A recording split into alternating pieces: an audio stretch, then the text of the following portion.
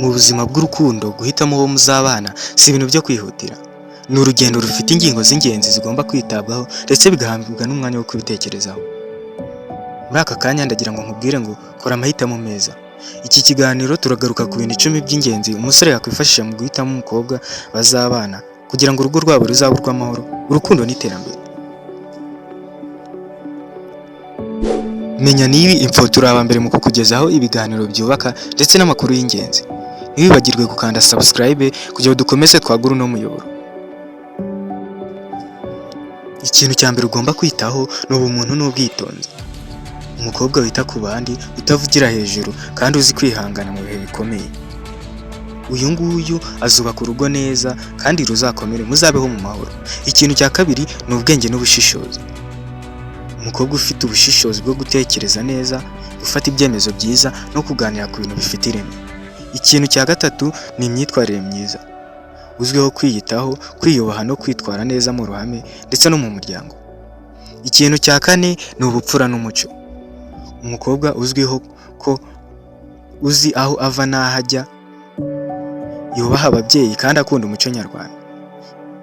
Uyu nguyu nta kabuza azubaka urugo rukomere ndetse mubeho mu mutuzo ndetse no mu mudendezo.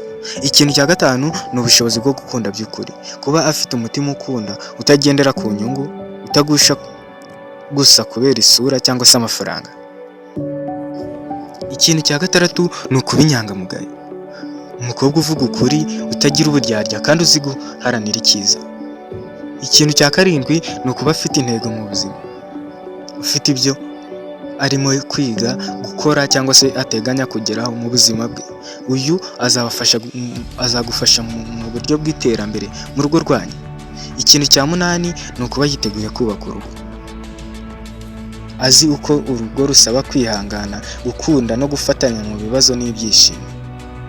Ibi naba byujuje nta kabuza urugo rwanyu ruzakomera. Ikintu cya 9 ni ukuba mudahuje imico cyane.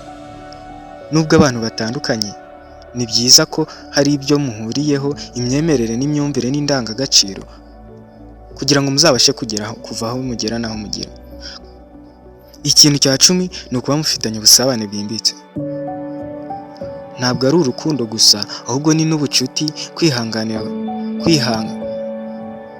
kwiganira, gusabana ndetse no kwizerana. Nta kabuza ibi bintu ko ari 10 umukobwa ubyujuje ntabwo ateze kuzagutenguha. Guhitamo uwo muzabana ni kimwe mu byemezo bikomeye umuntu abasha gufata. Iyo uhisemo neza, urugo rwawe ruba isoko y'amahoro ndetse n'ubuzima bwawe bw'ejo hazaza bukazagenda neza. Ariko iyo uhisemo nabi, ruba isoko y'agahinda, ukazarinda ukaba wanapfa upfanye agahinda kubera urugo rubi. Iyi ni Menya niba info. Wibuke gukanda subscribe kugira ngo ibiganiro by'ingenzi, amakuru yubaka byose bizajye bikugereraho ku gihe. Ndetse wibuke no gufungura akazogera kugira ngo buri video yose tuzajya dukora izajye ibasha kukugereraho ku gihe. Murakoze mwe twabanye. Ciao ciao.